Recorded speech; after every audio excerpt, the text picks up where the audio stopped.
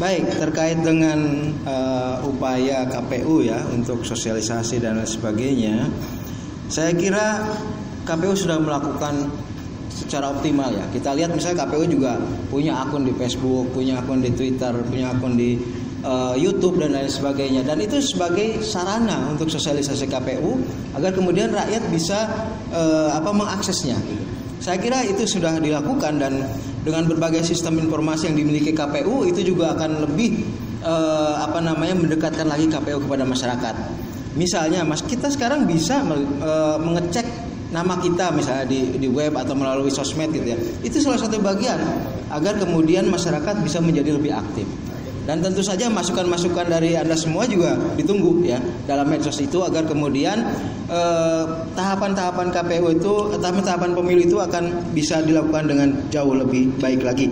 Oke, terkait dengan partisipasi aktif, relawan demokrasi itu memang sudah dilakukan sejak pemilu yang lalu. Jadi KPU membentuk relawan demokrasi, kemudian Bawaslu juga. Saya pernah terlibat dalam gerakan 1 juta relawan pengawas pemilu. Jadi itu di pemilu 2000 sebelumnya kalau tidak salah 2014. Nah, setelah itu Bawaslu membuat SKPP, Sekolah Kader Pengawas Partisipatif, dan kemudian kalau KPU memang ada relawan demokrasi. Nah, waktu itu memang bahkan KPU menyediakan hal yang menarik gitu ya. Misalnya menyediakan berbagai instrumen-instrumen pelengkap bagi relawan dan lain sebagainya. Dan saya kira KPU juga masih tetap melakukan itu dengan berbagai cara tentunya. Dan berbagai pendekatan juga dilakukan agar kemudian kesadaran publik kepada pemilu itu akan lebih besar lagi. Jadi termasuk di sini dalam kegiatan ini juga bagian dari bagaimana agar tercipta partisipasi aktif itu.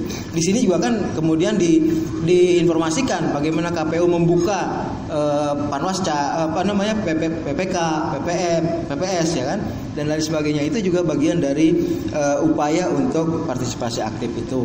Nah, relawan demokrasi itu sebenarnya bisa saja dilakukan secara mandiri, dalam arti bahwa berbagai pihak bisa mengkonsolidasikan diri, kemudian bisa secara sukarela gitu ya ikut serta dalam mengawal tahapan-tahapan itu. Jadi itu sangat terbuka ya. KPU tentu saja bisa membantu, bisa memfasilitasi berbagai upaya-upaya kerelawanan untuk lebih menyebarluaskan lagi kegiatan pemilu ini gitu. Saya kira itu ya. Terima kasih.